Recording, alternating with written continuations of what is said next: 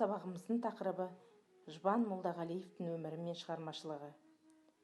Мен қазақпын мың өліп, мың тірілген, жүрегімде таныстым мың тіліммен, жылағанда жүрегім күн тұтылып, қуанғанда күлкімнен түн түрілген деп жырлаған ақиық ақын Жұбан Молдағалиев 1920 жылдың 5 қыркүйегінде Батыс Қазақстан облысы Тайпақ ауданы Жыланды ауылында дүниеге келген. Әкесі жастайынан қайтыс болып, анасы Зәріптің тәрбиесінде өседі. Анасының жастайынан берген тәрбиесі болашақ ақынның әдебиетке әуестенуіне әсер етеді. Өлең жырға ерте әуестендім. Жас кезімде ақын атанып, айтыстарға түскен аяулы анам, кейін жесір қалып, сәл қолы босай қалса, мені алдына алып отыратын. Ол өз-өзінен күңіреніп, өлеңмен сыр шертетін, шер тарқататын.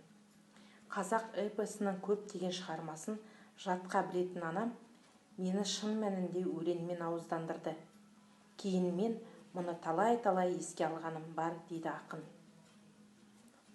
Оралда ауыл шаруашылық техникумын 1940 жылы бітіріп, 1940-47 жылы Кеңес армиясы қатарында болды.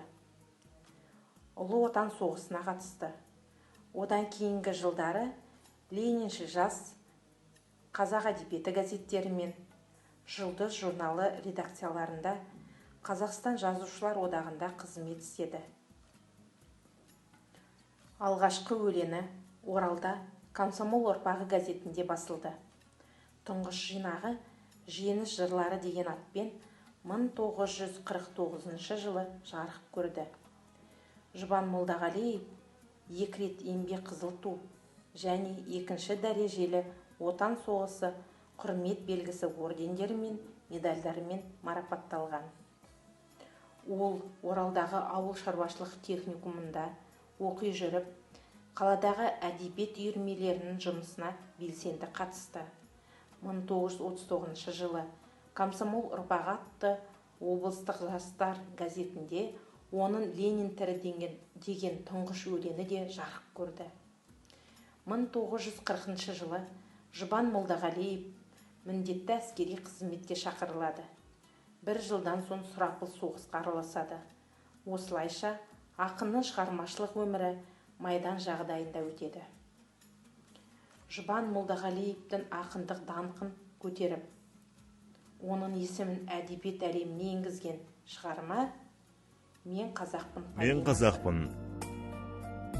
Шегірткедей қаптаған ат тұяға, тозаңдатып, талқандап жатты ұямда. Үйтірікті түтеген түндерден, шат күлкіден даланы жат қиялда. Мен қазақпын дедім хан теміргеде, жез тырнақша қадалды жебірнеме. Шыңғыс қорғау болғанда мынау бөрі, біреуінен бір кем елірдіме. Таңба-таңба тәнімнің тыртықтары, қатпарына қаншама сыртықпады. Шежіренің беттерін ашар ода, оқи алсаң кітаптай сүртіп қанын. Сондай заманды кешкен елмін, жұт атырып шөл қысып көшкен елмін. Өшіп кетіп бір жайда жер бетінен, өзге орында балалап өскен елмін. Ақын бұл шығармасында қазақ халқының өткен өмірі мен тағдырын лирикалық, публицистикалық стильде терең толғана жырлады. Қазақ халқының ұлттық ерекшеліктері, ерлік дәстүрі, туған жер мен елі, байлығы, адамдары жайлы асқақтата көркемдеп жырлай білді. Жұбан Молдағалиев өз естеліктерінде поэзияға қатысты өзінің жеке пікірін білдіріп, ақынға әрқашан жоғарғы талаптар қойылатынын айтады. Мен шығармашылығымда уақыттан биік те сыртта қоя алмаймын. Мені оған ағалар үйретті. Уақыттан қалу деген ақылыма сыймайды. Сондықтан мен біздің жас таланттарға қарап, өз шабытыма қамшы басып отырамын. Олардан да үйренемін. Олардың өмір шындығын пайымдауы, батыр ізденістері, татымды табыстары мені әрі қызықтырады, әрі қуантады. Әрине, ақын еңбегі соқпақсыз да емес, самғауда емес, дейді ақын. 1986 жылы 17-18 желтоқсан аралығында Алматыда КСРО үкіметінің әміршіл әкімшіл жүйесіне қарсы қазақ жастары көтеріліске шықты. Қазақстан тарихына бұл оқиға желтоқсан көтерілісі болып енді.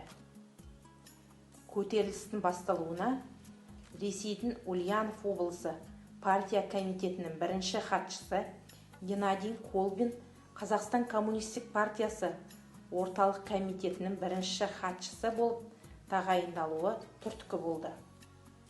Осы қиын кезеңде Жұбан Молдағалиев Колбиннің алдында қыршыннан қиылған жастарды қорғап, өз ойын ашық айтты. Мен сондай ұят оқиғаға және артынша не болғанын естігенде, жасырып қайтейін, осы күнге дейін өмір сүргеніме өкіндім. Иә, мен кез келген қоғамға қарсы бой көтерулерді түбірінен қиып отыруды толық жақтаймын. Өйткені демократия анархия емес. Солай болғанмен де кінәлілерді де оған деген сенімнен айырмау керек. Біз олардың жасағанына емес, олардың азаматтық болашағы үшін жауаптымыз. Сіз бен біз балаларымыздың төбелестіріп, ұрпағын қыздарымыздың шашынан сүйреу үшін соғысқа бардық па? Осы отанды сол үшін қорғадық па? Бұл жағынан сізді қолдай алмаймыз, жақтас бола алмаймын, деді Жұбан Молдағалиев Колбиннің алдында. Қазақстан халық жазушысы Қадыр Мырзәлі Ерім атты естелік кітабында бұл жағдайды былайша есіне алады. Колбиннің алдында қыршынынан қиылғандарды қорғап сөз айтқан бір ғана ақын болды. Ол Жұбан Молдағалиев. Ол жазушылар одағында өткен жиналыста Колбиннің алдында өз ойын ашық айтты. Осының бәрін немен тынарын сезіп тұрып, біліп тұрып солай істеді. Батыр болуға тиісті азамат еді, батырлық істеді. Жылдар бойы жүрегін қысып келген запыранын құсып тынды. Ондай батылдықтан кейін оның тірі жүруі ақылға сыймас еді, деп жазды Қадыр Мырзәлі өз кітабында. Ақынның сүйікті жары София Мәлікқызы. Екеуі 4 баланы тәрбиелеп өсірген. София Мәлікқызы өз естелігінде отбасылық өмірі жайлы айтады.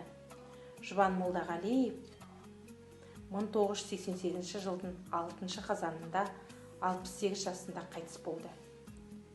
Жұбан Молдағалиевтің эпикалық туындылары кейін құлашта ақындық пафоспен, өмір шындығының терең суреттерімен, төкпе ақындық дәстүрімен туыстас. Ол халық өмірінің тарихи өзгерістер легінде суреттеп, тарихи ой-санадағы жаңалықтарды салыстыра бейнелеудегі төкпе шабытты содан алды. Ақынды тынымсыз еңбек өсірді, жетілдірді. Сол еңбектің арқасында биік мәдениетке көтерілді. Аз сөзге көп мағынаны сыйғызуға үйренді. Көркем сөздің қоғамдық мәнін көтерісіп, жаңа ұрпаққа азаматтыққа, адалдыққа, жақсы мінез-құлыққа тәрбиелеуге жастарға мол үлес қосып тәрбие көрсетті.